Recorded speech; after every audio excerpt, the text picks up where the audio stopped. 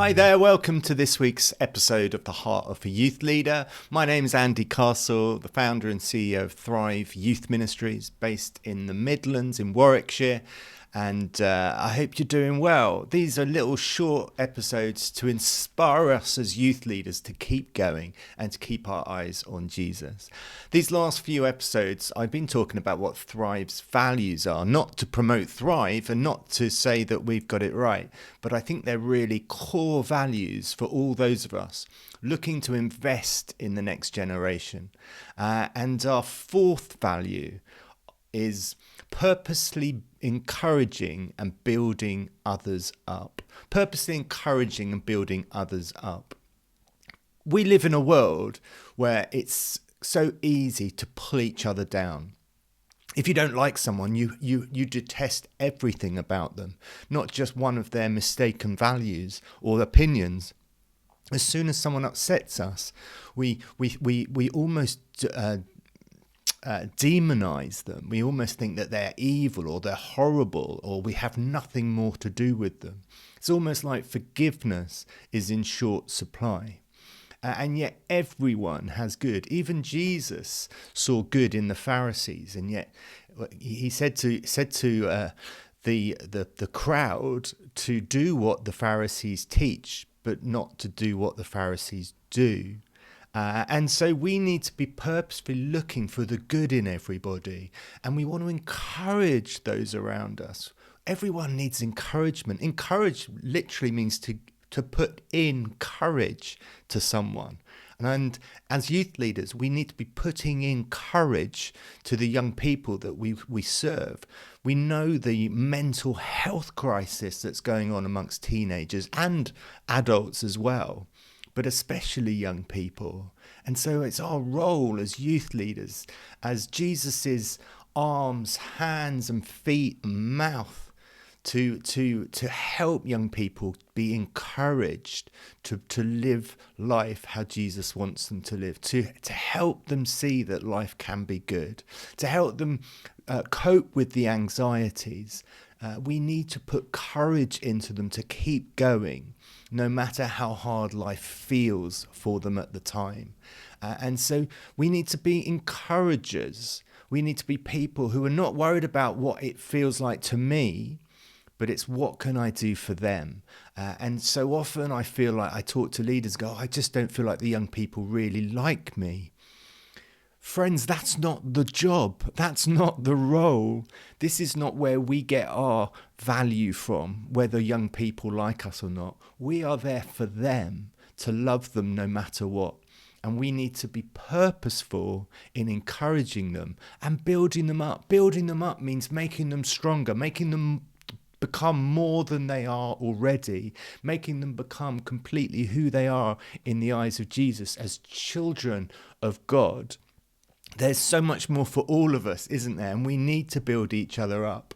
And 1 Thessalonians 5 talks about this. It talks about the second coming and the Lord coming again. It says, now, brothers and sisters, about times and dates, we do not need to write to you, for you know very well that the day of the Lord will come like a thief in the night. While people are saying peace and safety, destruction will come on them suddenly as labour pains on a pregnant woman, and they will not escape. But you, brothers and sisters, are not in darkness, so this day should not surprise you like a thief. You are all children of the light and children of the day. We do not belong to the night or the darkness. So then let us not be like others who are asleep, but let us be awake and sober. And Paul's going, come on, we need to encourage each other. We need to get ready because the Lord can come at any moment. And let's not be like the world. And it's so easy for us to get the values of the world, who do want to pull each other down, who do want to criticize, who do want to be on X, used to be Twitter, and going, everything's black or white. You're either with me or against me. And yet Paul says in verse 11, therefore encourage one another and build each other up, just as in fact you are doing. What a great encouragement for a command of encouragement. He's going, encourage each other and build each other up. Actually, just keep doing what you're doing. You're doing a good job, but keep purposefully doing it. And that's the thing for me. I'm not sure encouragement always is a natural response for us. So we need to be purposeful in it. So at Thrive, I'm always talking to my team about how can we purposefully look to encourage those we meet.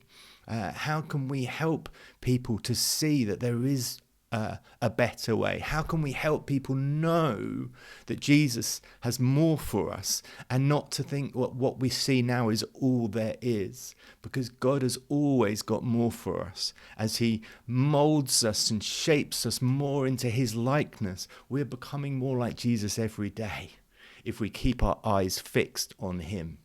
So as we serve our children and young people this week, let's look for those who need encouragement. Let's look for those who are kind of settling for this is all I'm going to be. You know, those who are struggling with what to do after school, for example, and are wondering, do I go to university or what do I do? Let's make sure they're not closing the box around themselves that says, this is all I'll ever do. This is all I could ever be. Because God has got bigger plans for each young person than they could imagine or dream of. And let's think about our team too, those we lead with.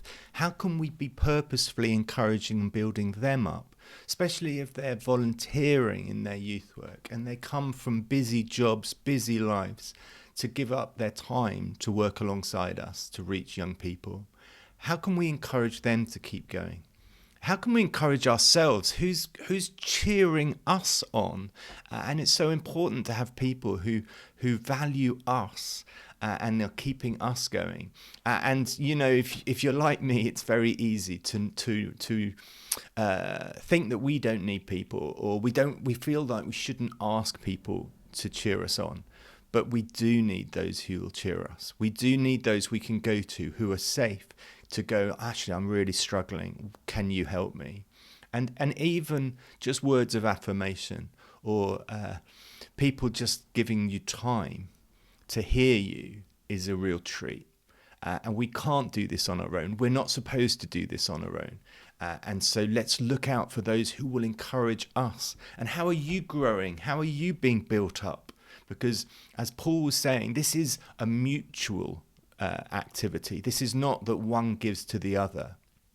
We all need people who will encourage us, cheer us on, and build us up. So let's be chief encouragers in our churches. Let's be looking, how do we cheer on our church leader? We may feel that they should lead us. Of course they do. But we should be encouraging and building them up, just as in fact you are doing. Have a great week. Have an encouraging week. And let's purposefully build others up. Go for it.